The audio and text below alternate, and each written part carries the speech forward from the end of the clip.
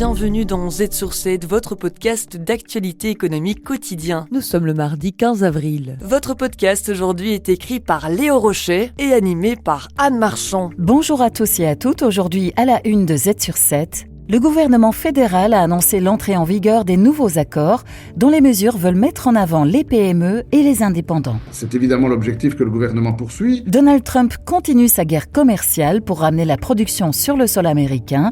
Cette fois-ci, ce sont les semi-conducteurs qui sont dans le viseur. Restez à l'écoute pour vos analyses quotidiennes sur l'évolution de l'économie et de la politique internationale.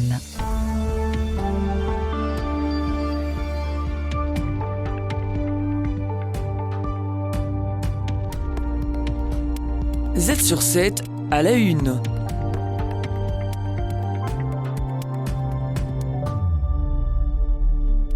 Historique, ce sont les mots de Bart De Wever pour qualifier l'accord de Pâques. La limitation des allocations de chômage dans le temps, l'introduction du malus pension pour inciter à travailler plus longtemps, ne représentent que quelques-unes de ces nouvelles mesures qui visent à mettre en avant les PME et les indépendants. Comme l'illustre le doublement du taux et du montant maximal du crédit d'impôt, selon Éléonore Simonet, ministre des classes moyennes, des indépendants et des PME. Un indépendant qui augmente ses fonds propres, il pourra bénéficier d'un crédit d'impôt équivalent à 20% de cette augmentation au niveau du taux. Donc, on double le taux qui était à l'époque à 10%. Également au niveau de son montant maximal qui passe à 7 500 € et non plus à 3 750 €. Le gouvernement a également mis en place une dispense des cotisations sociales à hauteur d'1 milliard d'euros pour les entreprises. La valorisation du travail qui est au cœur de notre action du gouvernement fédéral, elle passe aussi notamment par cet aspect compétitivité et les 1 milliard d'euros prévus pour les entreprises, dont également pour les PME qui emploient du personnel.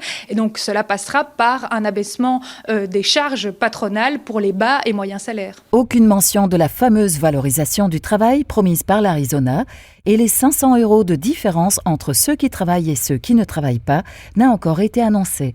C'est évidemment l'objectif que le gouvernement poursuit. David Clarinval, ministre de l'Emploi.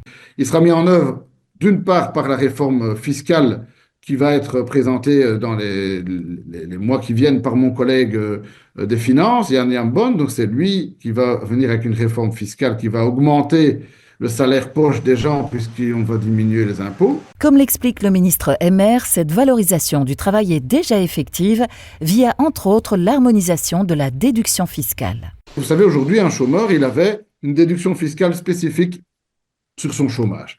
Donc, en fait, il était moins fort taxé qu'une personne qui travaille. Eh bien, ça va être terminé. Le chômeur sera taxé de la même manière. Et donc, ça va évidemment créer une différence entre une personne qui travaille et une personne qui chôme. Le budget de la défense figure également dans cet accord et le statut d'artiste est, de son côté, maintenu, mais des contrôles plus poussés seront mis en place.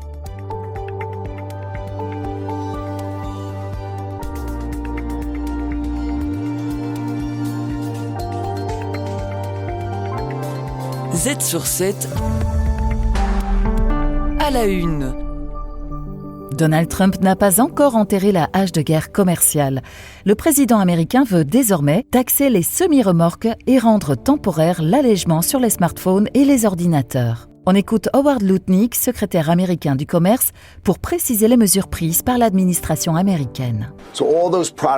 Tous ces produits seront donc classés dans la catégorie des semi-conducteurs et bénéficieront d'un tarif douanier spécial pour s'assurer que ces produits seront réimplantés. Nous avons besoin de semi-conducteurs. Nous avons besoin de puces et d'écrans plats. Ces produits doivent être fabriqués en Amérique. Nous ne pouvons pas dépendre de l'Asie du Sud-Est pour tout ce qui nous sert à fonctionner. Donald Trump a annoncé réfléchir à une nouvelle approche concernant l'exclusion des droits de douane réciproques envers les produits électroniques importés de Chine. Ce qu'il fait, c'est qu'il dit qu'ils sont exemptés des droits de douane réciproques, mais qu'ils sont inclus dans les droits de douane sur les semi-conducteurs qui seront appliqués d'ici 1 mois ou 2. Ces mesures sont donc imminentes. Il ne faut pas penser qu'il s'agit d'un secteur à part, mais plutôt qu'il est inclus dans la catégorie des semi-conducteurs, tout comme les produits pharmaceutiques. Des discussions sont en cours, mais les États-Unis vont devoir montrer de la flexibilité. Apple assemble une majeure partie de sa production en Chine. Ce week-end, Pékin avait salué l'avancée des négociations, mais la Maison-Blanche semble revenir sur ses pas. Howard Lutnick pour terminer. Il ne s'agit donc pas d'une sorte d'exemption permanente. Il précise simplement que les pays ne peuvent pas les négocier. Il s'agit de choses qui relèvent de la sécurité nationale et qui doivent être fabriquées en Amérique.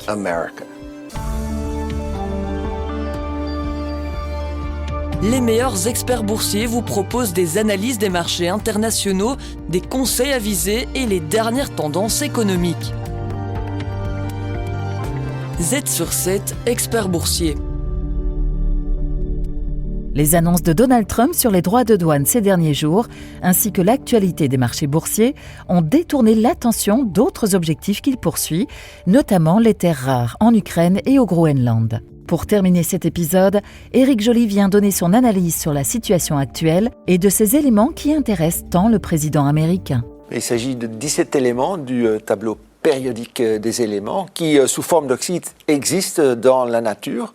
Une fois raffinés, ces éléments sont transformés en métaux, que l'on appelle métaux rares, terres rares, si vous le voulez. Mais attention, il ne faut pas se fier aux apparences. Il y a plus de métaux rares qu'on ne pourrait penser. Un exemple parmi d'autres, par exemple le lutécium, il y a 200 fois plus de lutécium sur Terre qu'il y a de l'or sur Terre. Donc voilà, il ne faut jamais se fier aux apparences, mais c'est surtout dans l'exploitation où il y a un potentiel, où il y a un problème potentiel, surtout en vue de la concentration qui est relativement faible. Et donc, ce n'est pas évident pour exploiter tous ces métaux. La Chine a récemment réduit ses exportations de terres rares en réponse aux droits de douane américains. Il ne faut pas oublier que la Chine a investi depuis 30 ans aussi bien dans la transformation des terres rares que dans le raffinement.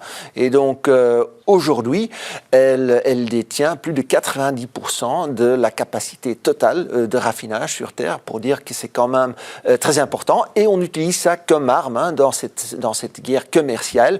Ce n'est pas nouveau. On l'a déjà vu en 1999. Là aussi, à un certain moment, le gouvernement chinois avait décrété donc un arrêt aux exportations, puis ils sont revenus en arrière, et maintenant ils sont de nouveau là. C'est dans leur utilité précieuse que ces terres rares représentent un atout pour ces pays. On peut penser notamment aux téléphones portables, voitures électriques, également les éoliennes. Pour la construction d'une éolienne, il faut quand même compter entre une demi-tonne, voire une tonne par mégawatt, donc c'est quand même assez important.